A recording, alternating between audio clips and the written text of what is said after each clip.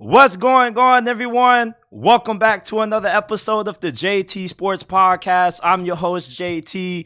We got a lot of things to talk about on tonight's episode. We got NFL Week 13 reactions. Going to be giving my thoughts on the Chiefs-Packers game that just got played, Broncos-Texans, the 49ers clobbering the Philadelphia Eagles. And then we also got some things to discuss when it comes to the college football playoffs. I'm going to be giving my early thoughts on the semifinal matchups. And did Florida State get screwed by the committee? You know, there's an old saying that goes, you either die a hero or you live long enough to see yourself become the villain. And in a lot of you guys' eyes, I'm probably going to become the villain. But before we begin, leave a like, subscribe to the channel. Remember that every episode of the podcast that's uploaded on the channel is available in audio format on all podcasting platforms, Apple, Google, Spotify, Amazon. Wherever you get your podcast from, the JT Sports Podcast is available. Leave us with a 5-star review on Apple and Spotify. Share the podcast with your friends, family members, and acquaintances if you enjoy. And let's get into it, but before we do, shout out to everybody that's in the live stream, that's on the chat. Shout out to my guy, G Coffee 223. He says, first, for what it's worth, your analysis is better than anyone I know of. I appreciate that. He says, I think you will tell me I'm wrong, but I see the 49ers going 3-2 to close out the season. Eagles beat 49ers in Philly at home unless 49ers play Rams. Cool, 4.1. I appreciate that, man. I don't think they're going to go 3-2 to end the season. I do think that the 49ers right now, they're playing some of their best football, and we're going to get into them. But first, the Green Bay Packers stunned the Kansas City Chiefs on Sunday Night Football, and I got some good and bad news. If you're a Packers fan, the good news is that Jordan Love has arrived. And the bad news is, if you're not a Packers fan, Jordan Love has arrived. He outplayed Patrick Mahomes tonight, people. 3 touchdowns, no interceptions, and he was throwing dimes all night.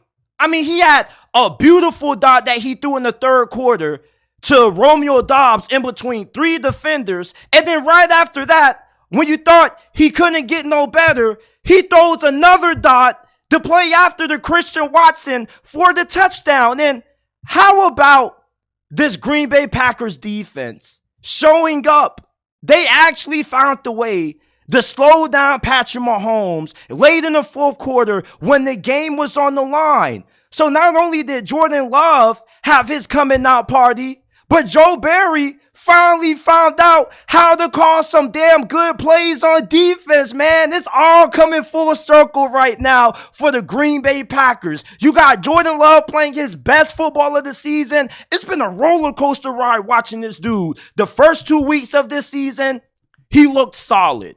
And then after the first couple of games, he looked really bad. But over the last month, Jordan Love has been fucking balling, people. You know, you thought that his performance against the Detroit Lions on Thanksgiving, it was just a one-time occurrence. But he's continued to maintain this level of high-level play. And if he continues this, level of performance, there's no reason why the Packers aren't going to be in the playoffs. And I said this before the season that if Jordan Love plays well, the Packers are going to be a playoff team. This team has way too much talent to miss out on the postseason as long as Jordan Love can play well. They got talent on defense. Rashawn Gary, he deserves to be in discussion for Defensive Player of the Year. He had a really good game. And when Green Bay is fully healthy, this is one of the more talented rosters in the NFC. But it all starts with Jordan Love. Jordan Love, the fact that he looked amazing tonight, the fact that he outplayed Patrick Mahomes is a large reason why Green Bay pulled off this upset. And initially, I didn't plan on watching this game because I thought Kansas City was going to win. I'm just going to be honest with you. I was not expecting Jordan Love to come out looking like the second coming of Brett Favre and Aaron Rodgers. It looks like the Packers once again found another franchise quarterback. And it's astonishing because Green Bay, this is a small market team. They don't have the luxury of being able to be attractive when it comes to signing big name free agents. As a matter of fact, Green Bay is probably the last place that any free agent will want to play in.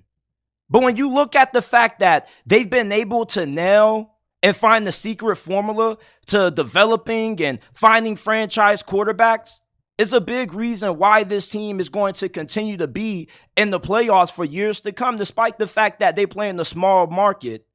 But when you are able to find ways to develop quarterbacks, you're always going to have an opportunity to not just be a playoff team year after year, but you're also going to be in the Super Bowl conversation. Now, I'm not saying that the Packers are in the Super Bowl conversation yet, but with the way that Jordan Love has improved over the course of this season, the Packers are playing some of their best football. And I tell you guys this nearly every time I go live. The real football season begins after Thanksgiving. After Thanksgiving is when teams start to separate themselves. And the Packers are starting to separate themselves from the rest of the pack. Look at the NFC North right now. The Detroit Lions look like they pretty much have this division on lock. There's a lot that needs to happen for Green Bay to retake this division. But it definitely looks like they got a great chance at being able to get the 7th seed in the NFC when you look at the fact that the Seattle Seahawks are in free fall mode. The LA Rams, they're getting kind of hot as well, along with you also. The Minnesota Vikings, with Joshua Dobbs at quarterback, we don't know how long that thing is going to hold up. You got to be really happy and thrilled about the future of this organization with the way that Jordan Love has played over the last month. When we look at Kansas City, who is on the losing end of this thing, I never was thrilled about Kansas City getting rid of Tyreek Hill. Now, although they won the Super Bowl, I didn't think that them getting rid of Tyreek Hill was going to haunt them too bad. I thought that with Andy Reid being as good as an offensive mind as what he is and Patrick Mahomes being so great, they would be able to make up for it. But we're now starting to see the ramifications of that trade. And it's not looking pretty right now for Kansas City. They don't have any consistent wide receiver who you can look at and be like, yeah, like Mahomes, if Travis Kelce is in there, he has him to throw to. Kansas City's 3 best weapons are Travis Kelce, Isaiah Pacheco, and Rashee Rice. And that's who this offense pretty much runs through, these 3 players. And if you're able to slow down Travis Kelce, which Travis Kelce, let's be honest, he's starting to regress. He's not trash. He's not terrible. He's still arguably the best tight end in the game, but he's lost a step. And it has nothing to do with his relationship with Taylor Swift. The dude is 30-something years old, and he's even said a couple of weeks ago that he's thought about retirement. And in this game, we didn't really see Travis Kelce having one of those big-time performances that we've been accustomed to seeing now out of him over the last couple of years in these primetime matchups. Not only is this Kansas City Chiefs wide receiving core really, really terrible right now, but this offensive line doesn't look that good neither. This offensive line was getting worked by Green Bay's defensive line. Their offensive tackles are not good. Jawan Taylor, they overpaid for him in free agency. And same thing with Donovan Smith at left tackle. Like, they didn't overpay for him, but he's not serviceable enough to hold up in terms of them being able to make a deep playoff run. This Kansas City Chiefs team is the most vulnerable that we've seen them ever since Patrick Mahomes first became their starting quarterback. Yeah, we like to give them the benefit of a doubt because they have Travis Kelce, Mahomes, and the Big Red Machine. But losing to the Green Bay Packers tonight, regardless of how well Jordan Love played, is really concerning. And I've been saying this throughout the last couple of weeks of this season. Kansas City is not built to win a Super Bowl this year. I know when you look back on the New England Patriots dynasty with Tom Brady, they didn't always win Super Bowls being super stacked on offense. But when you look at the current state of the AFC, the best teams in this conference, not only do they have great quarterbacks, but they also have a lot of weapons around them. Look at Jacksonville. They got Calvin Ridley, Zay Jones, Christian Kirk, Evan Ingram. The Baltimore Ravens have a lot of talent in the passing game for Lamar to throw the football to. Kansas City, they're going to make it to the playoffs, but they're not going to make it too far. And right now, there's a really big chance that they don't even get the 1 seed. And this game was huge in terms of them staying alive in that discussion. Because now the Miami Dolphins are over them for the 1 seed in the AFC. Same thing with the Baltimore Ravens. This is a game that you expected to win. And when you don't win games that you're expected to win, you find yourself in unfavorable situations down the stretch when it comes to playoff seeding. Kansas City, for the first time ever, we may see them play in the first round of the playoffs, and they may have to end up playing a road playoff game, something that has never happened during the Patrick Mahomes era. If you're a Chiefs fan right now, this game should make you start hitting that panic button. And before you say, man, JT, we're going to be good, it's just one-off game. No, it's not. You lost to Philadelphia. You lost to Green Bay, and then you got a date with the Buffalo Bills coming up, and there's a really big chance that you don't even win that game. Your offense is out of sorts. Your defense is battling a lot of injuries. Hell, you lost Nick Bolton, and then the backup linebacker who you have behind him, he got injured in this game, and you also lost a safety. So you're dealing with injuries on the defense side of the football. Your offense is lacking any true number one wideout outside of Travis Kelce, and even then, Travis Kelce is about 80% of what he has been in the past. Kansas City, it's time to hit the panic button on them. For Green Bay on the other end, you're peaking, and you're playing your best football, and if you continue to get this kind of performance out of Jordan Love when he's outplaying guys like Patrick Mahomes and Jared Goff, you mean to tell me that you don't think Green Bay is good enough to not just sneak into the playoffs, but win a playoff game also? This is a really talented team. They're really young also. They got a good offensive line. They got a phenomenal defense from a talent standpoint. Everything seems to be coming full circle for Green Bay. The word of the day is outrage. And there was a lot of it when the College Football Playoff Committee released the final rankings, and they put in Alabama over Florida State for the last spot, and a lot of people were really pissed off about it. And look, the injury to Jordan Travis is absolutely devastating. But there's no way you can say that FSU is one of the best four teams without him playing. Did you not see the random quarterback that they had playing against Louisville in the ACC Championship? He was awful. The only time Florida State had some offense in that game is when they went into that Wildcat set with that running back. That was the only way they could move the football. And yes, the playoffs isn't all about having the most entertaining matchups, but the committee this year had a pretty clear-cut criteria of what they were looking for. They were looking for the best four teams. They didn't give a damn about who deserved to be in there. Like, I was listening to the selection show, right? And I was listening to Booger McFarland cry about these kids, you're doing them a disservice because they put their blood, sweat, and tears on the field, and you're robbing them of something that they worked so hard for. You can say the same thing about Alabama. Mixed with this whole Florida State deserved to be in. So did Alabama, people.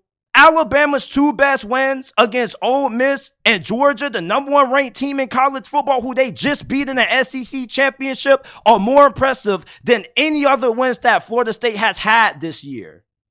Look, I get that Alabama almost lost to Auburn, but Texas almost lost to Houston and Kansas State. Washington almost lost to Arizona State, one of the worst Power 5 teams in college football this past season. They almost lost to Washington State as well in the Apple Cup. Not every single team is going to go through their season when they're dominating everybody and they're not going to have any close games against teams that they're expected to blow out. That's just college football. You can't knock Alabama for barely beating Auburn and then knocking off the number one team in college football and ending their 29-game win streak. If Florida State was to play Alabama's schedule this year, they wouldn't be undefeated. The ACC is not that tough. Just because you're unbeaten doesn't mean that you're automatically qualified for a spot in the playoffs. And just because you feel like you deserve to be in the playoffs doesn't mean that you deserve a spot in it. Everybody feels like they deserve to be in the playoffs. Did you not listen to Kirby Smart after the SEC Championship game? I mean, miss me with the whole, Jordan Travis injury, that shouldn't determine the whole outcome of the whole entire season. It shouldn't. But at the end of the day, without Jordan Travis, you're a worse team without him. And without him, you're not one of the best four teams in college football. This has nothing to do with SEC bias. Regardless if Alabama would have lost to Georgia, you still weren't going to get in because you know what would have happened? Georgia would have got in and Texas would have gotten in that 4 over you. It doesn't matter what kind of scenarios you wanted to cook up. You were never going to get in because once Jordan Travis got injured, the committee never saw you as one of the top 4 teams in the nation.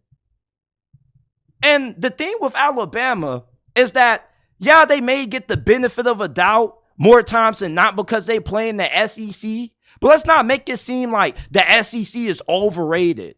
People keep throwing out, well, the SEC was 4-6 against other Power 5 schools and Texas beat Alabama and Tuscaloosa. Okay, cool, but tell me who has won the last couple of national championships? Since 2010, the SEC has dominated when it comes to winning national championships. And Alabama in the playoffs is everybody's biggest fear. They're playing their best football right now.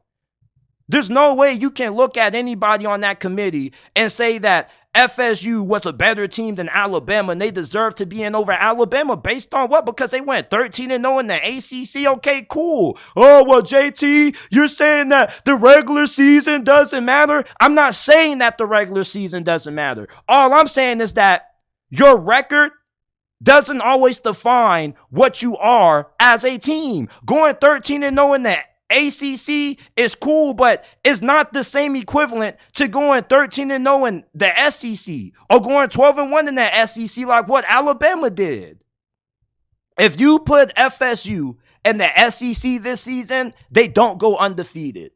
Now, I'm not saying they would be terrible, but all I'm saying is that you're not always what your record says you are. Alabama had the 5th strongest schedule in the nation this season. FSU was 55th. Alabama beat the number 1 team in college football. People seem to overlook that. You mean to tell me that you thought Florida State would have been able to compete with Georgia with that random quarterback that they had out there against Louisville? Absolutely not. The committee got this right.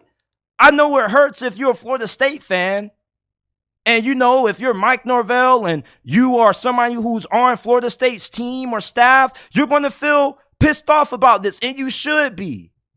But somebody was going to get screwed. It just happened to be FSU, and I knew it was going to happen because there's no way that the committee was going to allow a SEC champion with 1 loss to miss out on the playoffs. You can call it bias all you want to, but this is the toughest conference in college football, people. College football runs through the South. We got to stop making it seem like, oh, well, since they're undefeated, they deserve to be in. Alabama deserves to be in too. When you knock off the best team in college football, when you're able to beat Ole Miss, you deserve to be in. These are resume builders, and Florida State's resume wasn't good enough, especially when you look at how they played without Jordan Travis. Well, Ohio State, you know, they won it all with Cardale Jones. Cardale Jones didn't look like shit in his conference championship game. When Cardale Jones took over at the helm for Ohio State years ago when JT Barrett got injured, do you know what they did against Wisconsin? They smacked them. They put a 50 burger on them. They beat Alabama. Like, they went all the way with Cardale Jones at quarterback. This dude was fantastic. And the committee kind of felt the same way about Ohio State like they did with FSU. But the only difference is that their backup quarterback situation made the committee change their tone that season back in 2014. And Cardale Jones looked like good enough to be a starter anywhere else. You really think that Tate Rodemaker would have been good enough for FSU to be in a competitive game with Michigan, Washington, or even Texas? Like, people keep trying to make this seem like this was just a cash grab. No, it wasn't. Florida State, yes, you're 13-0, but just because you're 13-0 doesn't mean that you're locked to get in. And I was listening to, I believe his name is Joey Galloway. Once Booger McFarland got done crying, he said something that I really agree with. The college football playoffs never had a written rule that says the most deserving teams have to be in. It never was about picking the most deserving teams. This thing has always been about picking the best 4 teams in college football. And you really think that FSU fits that description of the best 4 teams in college football? If you do, you're delusional. You're smoking some good you know what. And you might need to pass me some. Look, I'm not an FSU hater. I wanted to see FSU in the playoffs. But if we are trying to put the 4 best teams in college football into the postseason, FSU doesn't fit that description without Jordan Travis. It hurts. I get that. You have a right to feel frustrated. You have a right to be upset. Hell, I was upset. But at the end of the day, I understood where the committee was coming from. Y'all making it seem like it's this big outrage that Alabama got in over FSU, man. This is a crime. This is a travesty. They almost lost to Auburn, who lost to New Mexico State. Who gives a damn if Auburn almost beat Alabama? Nearly every team in the playoffs had a mishap. That's just college football. We got to stop with the copium. We got to. There's no way you can tell me that Alabama, who played the 5th toughest schedule in college football this year, who beat Ole Miss, who beat the number 1 team in college football in Georgia, didn't deserve to be in over Florida State. They both deserve to be in. Somebody was going to get screwed. It just happened to be Florida State because they didn't have Jordan Travis. It hurts. I understand that. But at the end of the day, the committee gave a clear-cut criteria what they were looking for. They were looking for the best 4 teams. It doesn't matter about what has transpired in the past. The committee changes every single year. The same committee that was there that allowed Cincinnati to get in, that allowed Notre Dame to get in, they're not there anymore. So, of course, when you have new faces on the committee and it changes every single year, everybody's going to have different ways that they evaluate teams.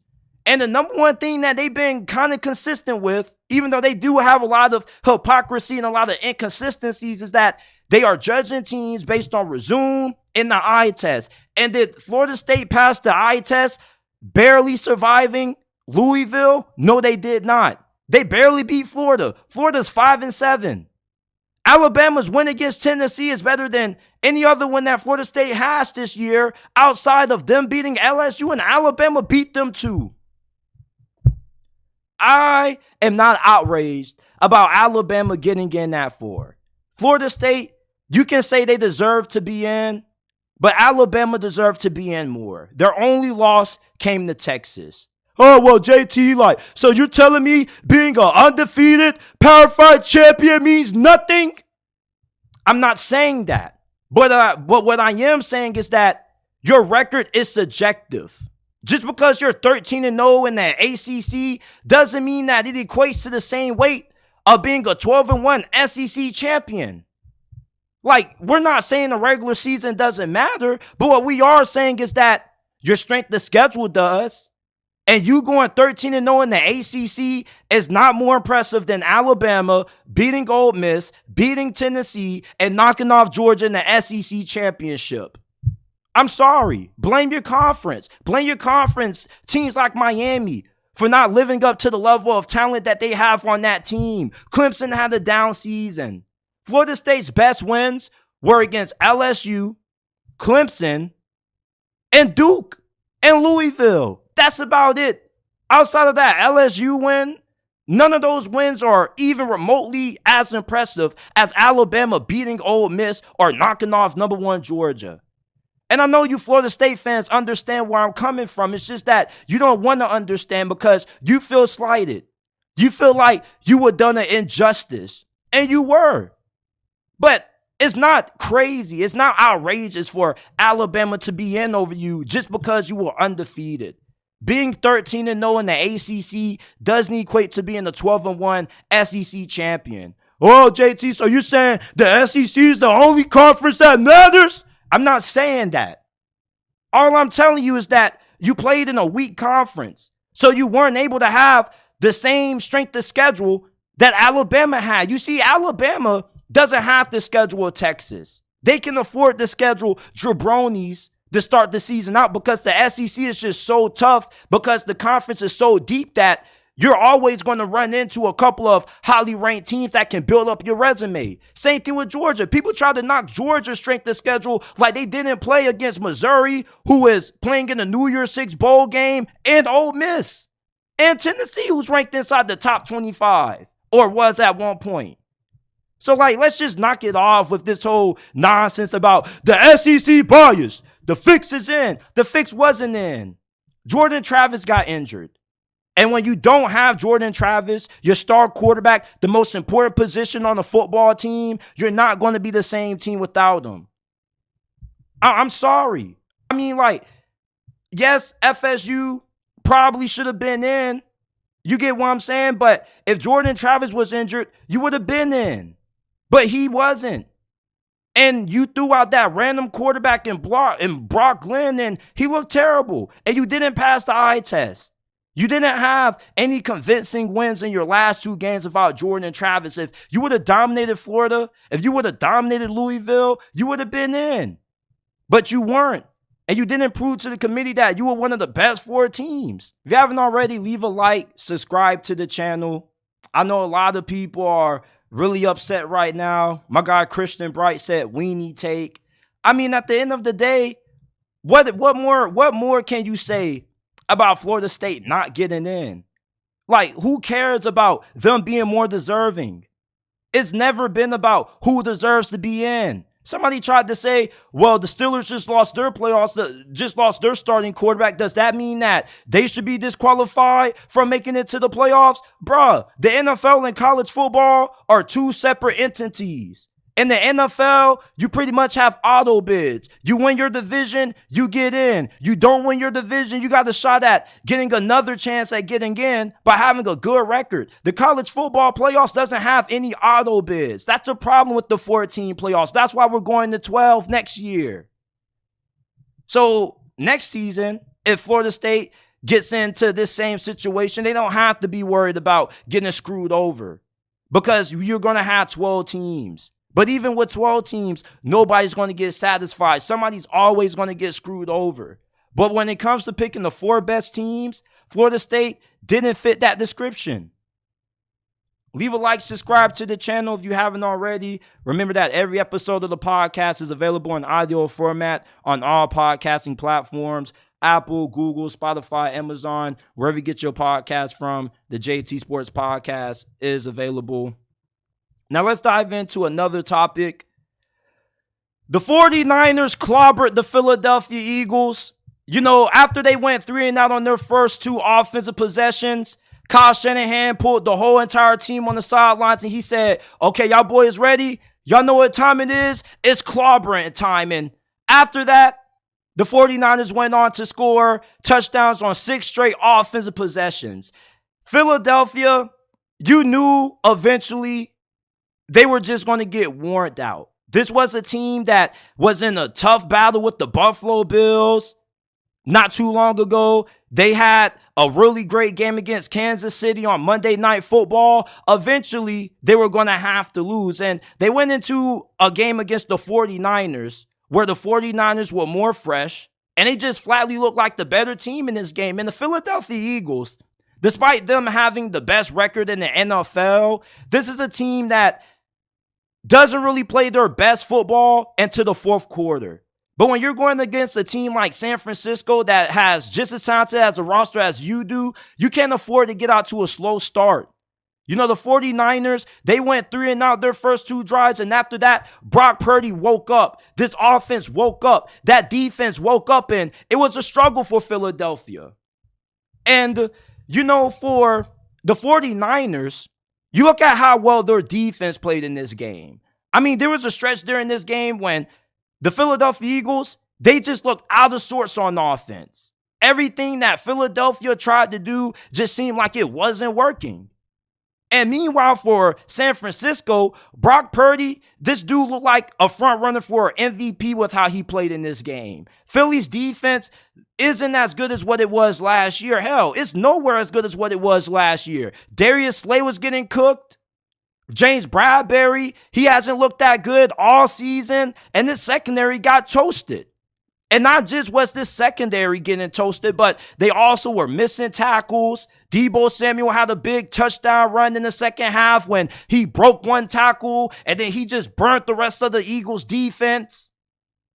You know, the Philadelphia Eagles, to me, are still one of the best teams in the NFL. And I still, if I had to bet money on a team to make it out of the NFC, I still would put my money on Philadelphia. But they just looked like they weren't ready to play in this game. And this game got really tense.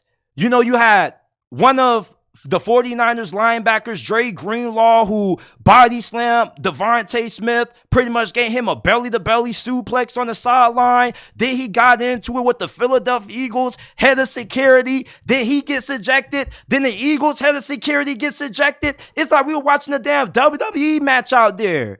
It was damn near a scrap after every single play. And the 49ers were just giving it to Philadelphia, giving it to those boys long and hard.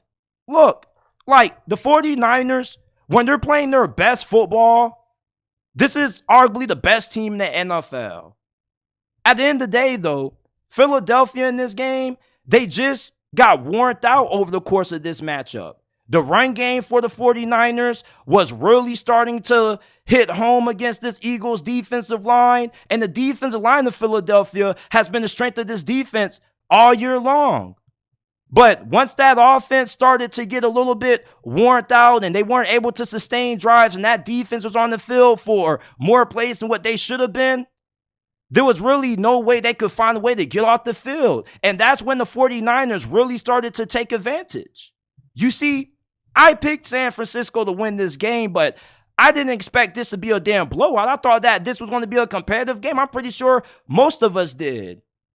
And the fact that the 49ers destroyed Philadelphia this way on the road is even more impressive. Now, I'm still taking Philadelphia to make it out of the NFC, but, you know, this game kind of gave me a reality check that the Philadelphia Eagles, they're not just the overwhelmingly best team in this conference. There are other teams that are just as good as them. And with the 49ers beating the Philadelphia Eagles in this way, it now puts the Eagles in a must-win situation next week when they got to play the Dallas Cowboys on Sunday night, because if they lose that game, Dallas could potentially take control of the 1 seed. And the 1 seed now is pretty much up for grabs. San Francisco could win it. Detroit could win it. It's wide open. And if Philadelphia doesn't get that first round bye, that's really going to be a major disadvantage to them in terms of them being able to make it back to the Super Bowl, because Jalen Hurts has been banged up for the majority of this season. You know, they've dealt with a lot of injuries. They're depleted at linebacker. It just came out before I started going live that said that Darius Leonard is either going to sign with the Cowboys or the Eagles. The Eagles desperately need him because they need help at linebacker. Their linebacker unit got shredded by the 49ers. The 49ers just flat out look like the better team today. Now, if the Philadelphia Eagles go up against the 49ers again in the postseason, I doubt that we get the same result. Not saying that the Eagles are a lock to win, but I doubt that the 49ers are going to clobber Philly like how they did tonight. Like, I don't know what the hell got into the 49ers on their third possession of this game, but it just seemed like their first two drives, they were just trying to test out Philadelphia. They were just trying to get a sense. They were trying to fill Philadelphia out. And once they got a good sense of what Philadelphia was trying to do defensively, they went on the offensive, and boy, it got ugly. And it got ugly really quick. Going into halftime, I was thinking that Philadelphia was going to be able to climb back into this game like how they've been able to do all season long, but the 49ers just kept their foots on Philadelphia's neck. And there was a moment during this game when Jalen Hurts left, Mariota came in, and then Jalen Hurts came back, but it didn't really matter. At that point, you might as well have just kept Jalen Hurts on the sidelines because the game was already out of reach. Not to mention the 49ers had a lot of added motivation coming into this game.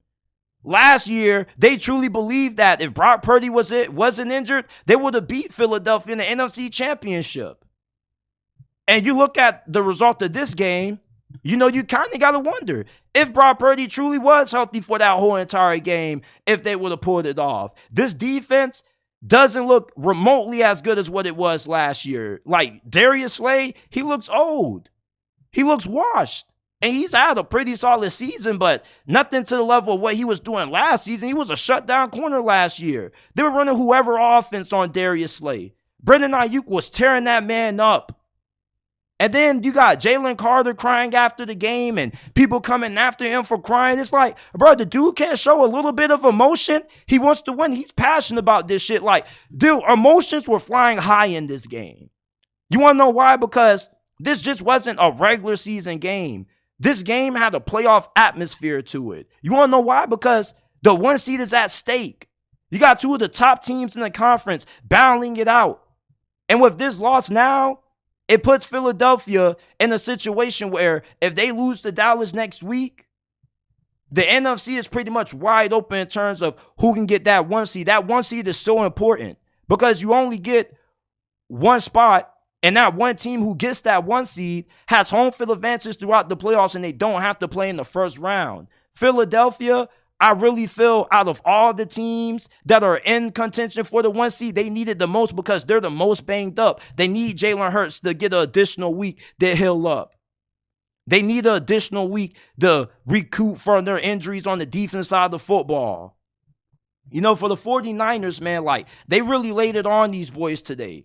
And I still love Philadelphia to make it out of this conference, but the 49ers are making a really strong case for me to change my opinion on the matter. But the 49ers, they destroyed the Philadelphia Eagles 42-19. Let me know your thoughts on this game down in the comment section down below. The Houston Texans snapped the Denver Broncos 5-game win streak. Normally, the story of the Texans season and them being able to win games has been C.J. Stroud having incredible performances. And he played really well in this game, but the defense really is the biggest takeaway from Houston being able to pull off this win. They forced 3 interceptions on Russell Wilson. Derek Stingley had 2 of them, and Jimmy Ward had the game-sealing one. Houston's offensive line got absolutely destroyed by Denver's defensive line. C.J. Stroud was running for his life all game long. But even despite this offensive line getting beat up, C.J. Stroud still played an excellent game. And this is with Tank Dell getting injured. When Tank Dell got injured, I felt like my heart got ripped out of my body. I don't even know why the hell the Texans would have him in on a goal line situation when he's small as hell. The dude is only, 5'8", 5'9", 165 pounds. Why the hell is he out there blocking on the goal line?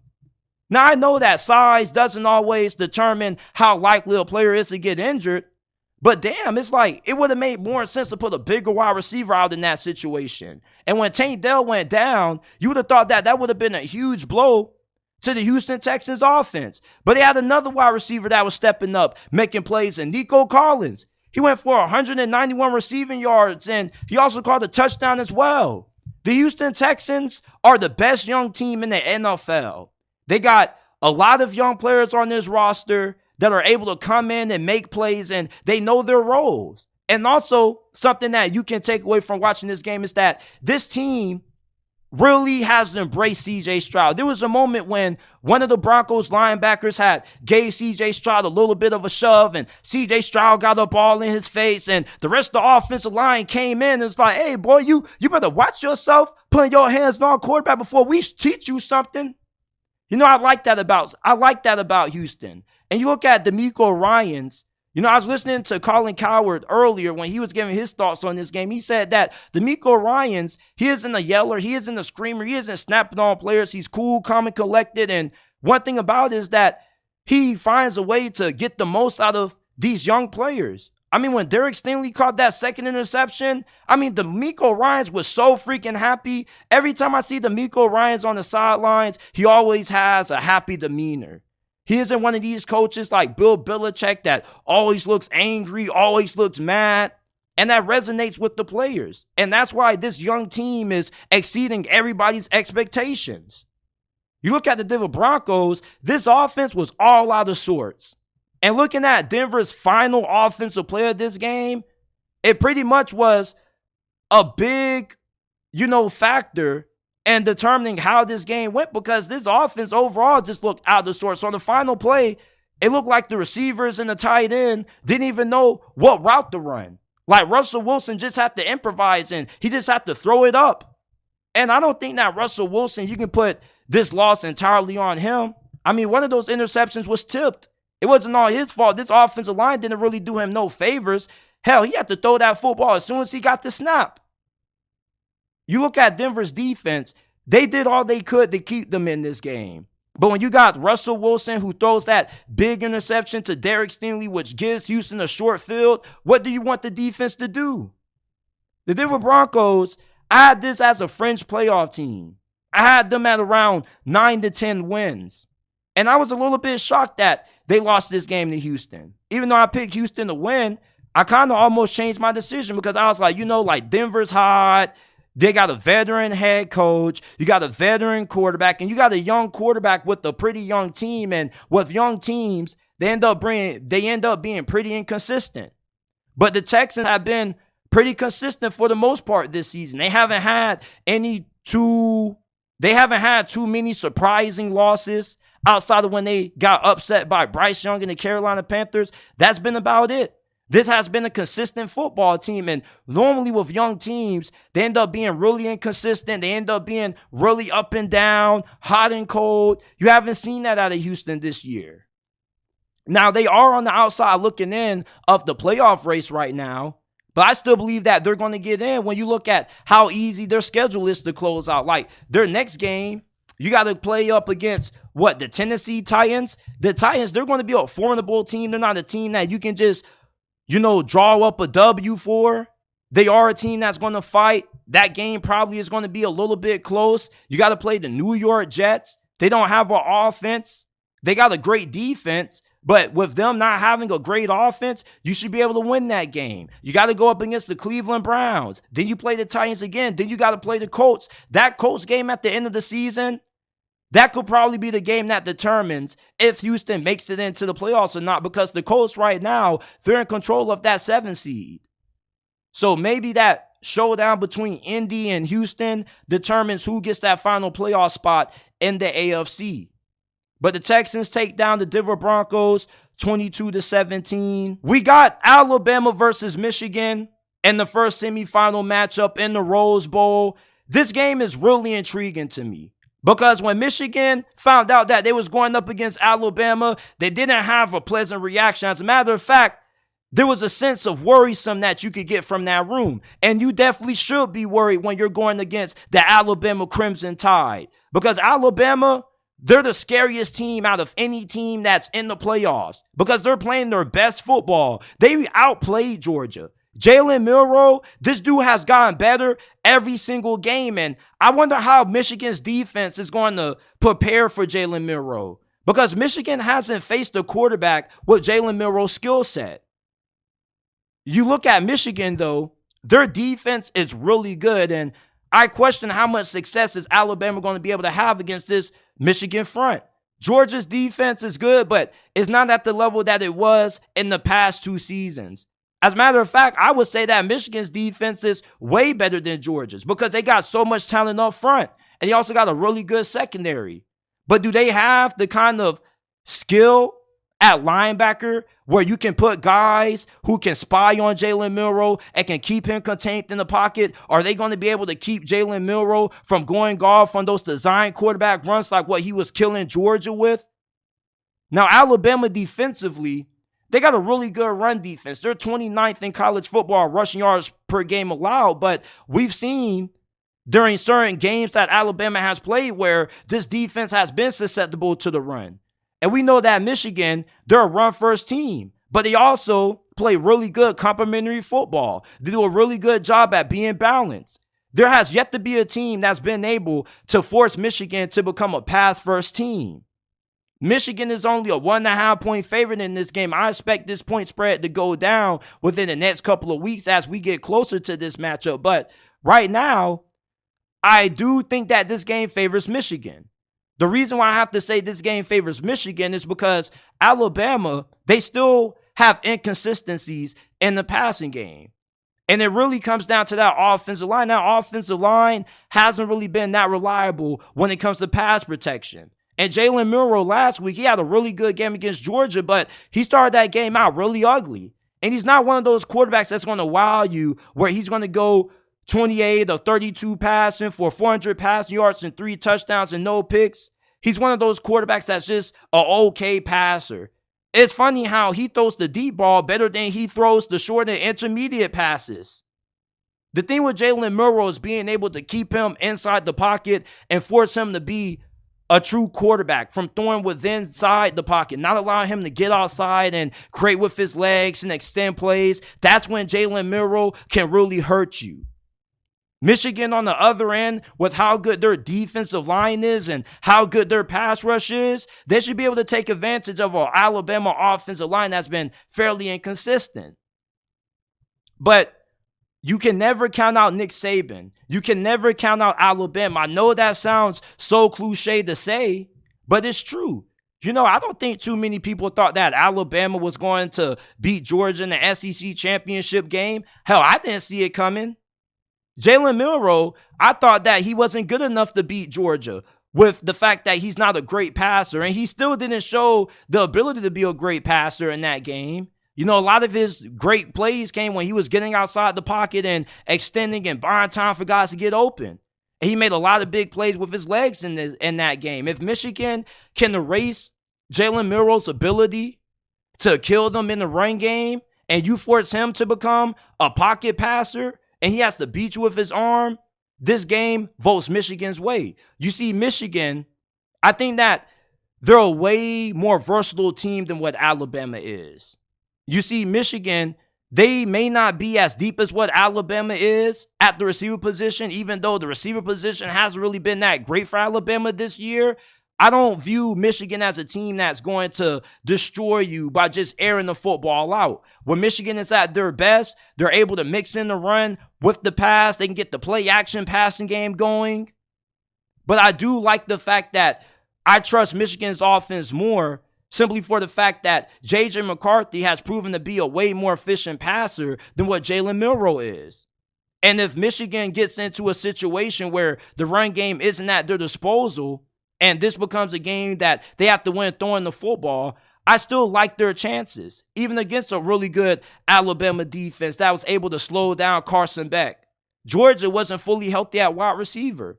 Michigan, they have a pretty talented group of wide receivers. Now, it's not as good as Washington or Texas, but it's good enough to get the job done. This is an Alabama secondary that, at times, they've been vulnerable to giving up big plays. Against Tennessee, they gave up a couple of big plays deep down the field. And if Michigan can get their run game going, and they can allow that to open up their pass game, and they can get the play action pass going, then that bodes well for them. Alabama, I feel they're a one-trick pony. They're not a team that wants to have to beat you by throwing the football 40 times with Jalen Milroe. Go back and look at how that Texas game went. When Texas was able to slow down that run game and Jalen Milroe wasn't able to display how great of an athlete he was, and they kept him inside of the pocket, that was a completely different game for Alabama's offense. And we've yet to see a team that really has been able to contain Jalen Milroe. Georgia, they tried, but on those zone reads and those read options, Jalen Milroe was killing them. If Michigan can find a way to keep Jalen Milroe from taking over this game with his legs, I feel really confident about their ability to pull off this win. Now, Alabama has a really great defensive line. They got a really talented pass rush. You got Dallas Turner, who probably is going to be a top 15 selection in the 2024 NFL draft. When you look at Michigan's offensive tackles, you know, I kind of think that's a weak spot on their offensive line. When they went up against Penn State, Chop Robinson was having a really good day against whoever that right tackle was. And they lost one of their starting offensive tackles in their win against Ohio State. And you wonder how that's going to play a factor into how their pass protection is going to be able to handle this Alabama pass rush. But I'm really excited for this Alabama versus Michigan game. I do think that when you look at Michigan right now, I'll say they're a better team than Alabama, but the best team doesn't always win. You know, how is the coaching going to factor into this game? Because last year, Michigan was a better team than TCU, but they lost that game because they got out-coached. They didn't really look as prepared as what TCU's coaching staff was. We got Texas versus Washington in the Sugar Bowl. And this is the game that I'm the most excited to watch because you look at Texas, they are the most complete team in the playoffs this year. They got a great defense. They got a great offense. And unlike Michigan and Alabama, they can beat you any kind of way. They can beat you with the ground and pound. They can beat you airing the football out. And with how great their defense is, they're really good at taking away the run game, and they don't really give up a lot of big plays in the passing game. This is a truly complete team. You look at Washington, they're a team that offensively, they can throw the football at will against anybody they play up against because they got 3 NFL caliber wide receivers. We saw what Polk and the Dunes they were doing to Oregon secondary. And you look at how good their offensive line is as well. I think that Washington's offensive line is really underrated. And Washington, I think a misconception about Washington is that they can't run the football. When you look at their rushing numbers statistically, not really that great. But it's not that they can't run the football. It's just that they don't need to run the football. But when they want to run the football, they can. But against the Texas defense, are they going to be able to have the luxury of being able to do that? And another thing that I've noticed about Washington is that, in the Pac-12 championship game, they got out to a fast start. That's one of the few games that I've seen Washington play this season when they came out the gates, guns blazing. Normally when Washington plays, they are a team that gets better as the game goes on. Michael Penix, he was hot to start off that Pac-12 title. But in other games, such as Oregon State, he started off hella slow. You can't afford to get out to a slow start against this Texas team. They're way too good for you to be able to come from behind. You got to be able to keep pace with this team. Texas, in my opinion, is the most deepest team out of any team in the playoffs this year. They're so loaded at wide receiver. You got A.D. Mitchell, Isaiah Nayer. Now, their best receiver in Xavier Worthy, he got injured in the Big 12 championship, so we don't really know what his status is going to be for this game. But even if he isn't able to play, I don't really think it's a huge loss because how talented and deep they are at that receiver position. They're also deep at running back. They lost their RB1, and they still had success running the football against Oklahoma State. Washington's defense has played really well over the last couple of weeks, especially when you look at how well they performed against Oregon. But against Texas, though, they got a great offensive line. You're also going to get great quarterback play out of Quinn Ewers. But the same issue that I have with Michael Penix, I kind of have with Quinn Ewers. At times, he can start games out a little bit slow, and he can be a streaky player. And that's kind of when Texas has gotten themselves into holes, when Quinn Ewers has been streaky. He's had some turnover problems at times. But when he's playing his best football, this is a tough offense to stop. And Steve Sarkisian is one of the best play callers in college football. But Washington, their offensive coordinator, is also a really good play caller as well. And offensively, both of these teams, to me, look like they're evenly matched. Outside of the fact that maybe Texas is way better running the football than what Washington is, they both are really talented at wide receiver. They got really talented quarterbacks and really good play callers. Defensively, Texas has the advantage. But is this Texas defense going to be able to slow down this Washington passing attack?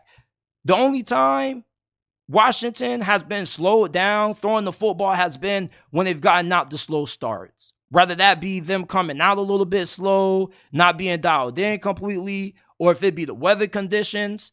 But in a game like this, you start out slow against Texas, you could find yourself in a 21-7 hole and having a hard time crawling your way out of it. Even though Washington's defense has played really well, I don't know if they're going to be able to keep up that same level of play against a team like Texas. They really are going to need their offense to be able to go point for point with Texas. This is one of those games that could be a shootout. You remember a while back when we got that Oklahoma-Georgia semifinal matchup and Oklahoma got out big and then Georgia came from behind and won that game with Jake Fromm? This game could probably go the same way that game went. But if you were to ask me who's a team that has the smallest margin for error, I got to go with Washington. Texas is just a more complete team. Their defense is really solid top to bottom. Washington, their defensive line played really well against Oregon, and it surprised a lot of people. but they don't have insane talent on the defensive line. They got a few NFL guys on that defensive line, but compared to Texas, they got a lot of guys on that front seven who are probably going to be playing on Sunday. Meanwhile, you look at Washington, they may have 2 or 3. So I think for Washington, it's really important that they can get out to a fast start like how they did against Oregon in the Pac-12 championship, because Texas is one of the last teams that you want to face off where you have to come from behind against them, because when this team is on, they're on. A lot of people may not have paid attention to this, but USC has a new defensive coordinator, and his name is D'anton Lynn, and that name may sound familiar to you because he was the defensive coordinator for UCLA. So USC pretty much stole this dude from their rival, and I think he's going to be a big reason why they end up getting back into the playoff conversation in 2024 going into the Big Ten Conference. Some people were telling me that despite the fact that D'anton Lynn is a really good defensive coordinator, it's not going to be much because Lincoln Riley is the problem. Lincoln Riley is not the problem with the defense per se. The problem really was the dude that he hired. You can say that it may be a mentality thing with why this defense has underperformed. Maybe Lincoln Riley doesn't put enough emphasis on physicality in practice.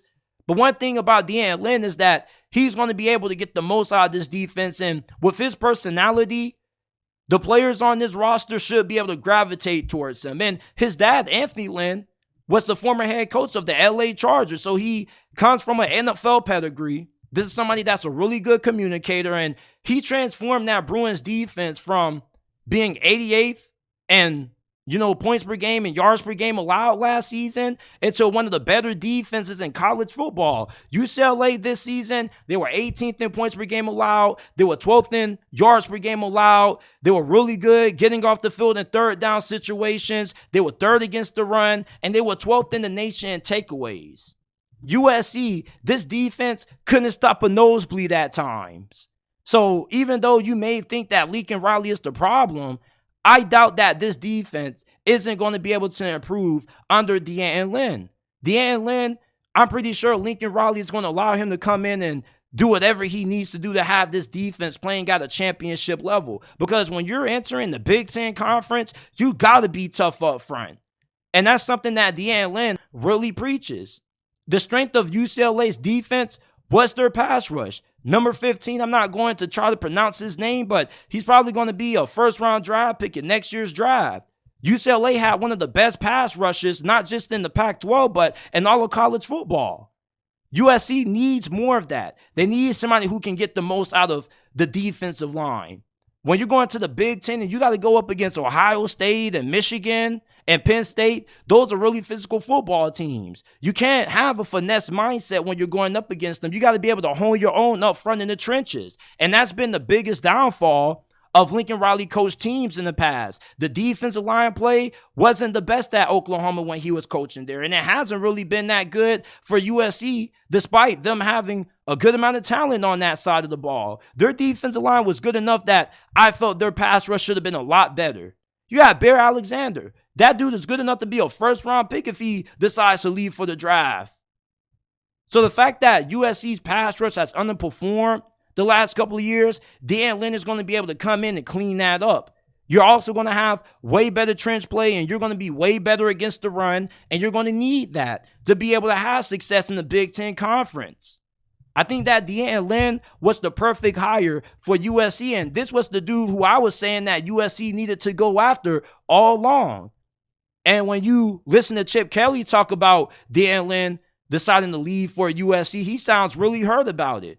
And it sounded like they tried to do all they could to keep him around. They just couldn't match the money that USC had to pay him. And USC is paying this dude a lot of money to fix this defense, so you better believe that this isn't going to be one of those situations where he's going to have the luxury of this defense not being great year one under him.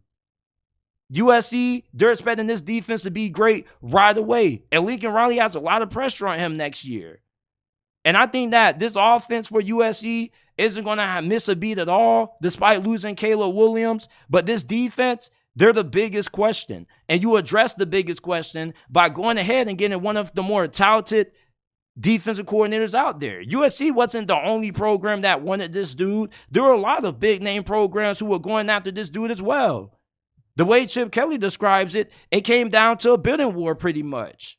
D'anton Lynn is the biggest piece of the puzzle for USC getting back in the playoff conversation, because there were really high playoff expectations placed on this program coming into this season, and they weren't able to live up to that. And it wasn't because of the offense. It was mainly because the defense couldn't get big stops when it mattered the most. Against Washington, they couldn't get a stop. Against Utah, Caleb Williams gets a touchdown to put USC in the lead, and then they allowed the pig farmer to get the Utes in the field goal range and ultimately win that game. There's been 2-3 games that USC has lost just based off defense alone. Bringing in D'anton Lynn, I'm expecting this guy to change this defense and have an immediate impact with this program. I don't think this is going to be a 2-3 year thing that's going to take a while to get going. I believe that this is one of these defensive coordinators that you hire, you bring in right away, and your defense drastically has an overhaul in performance. And with what he did at UCLA, he's going to be able to replicate that at USC due to the fact that he's going to have more access to more talent. UCLA's defense was talented, but the back end of their secondary, I don't really know about. And the fact that he was able to change that defense from being what it was, arguably the worst defense in the Pac-12, to one of the best in only the span of 1 year, gives me a lot of confidence that he's going to have this USC defense playing at a really high level in 2024, and they're going to need it, because when you're playing in this conference, you're not going to be able to just outscore everybody. Penn State, Michigan, Ohio State all have really great defenses. You're going to have to be able to get a couple of key stops to win you some of these big conference games that you're going to be going up against next season. So D'anton Lynn was a really massive hire for USC. Not a lot of people were talking about it because it got overshadowed due to conference championship weekend. But I really believe that this D'anton Lynn dude is going to be able to do wonders with this USC defense, and I expect him to be a big reason why the Trojans get back into the playoff conversation in 2024. This is it for this episode of the JT Sports Podcast. I appreciate you guys for tuning in. If you enjoyed, leave a like, subscribe to the channel. Remember that every episode of the podcast is available in audio format on all podcasting platforms: Apple, Google, Spotify, Amazon. Wherever you get your podcasts from, you can find the JT Sports Podcast. And I will see you guys tomorrow with another episode of JT Sports Live.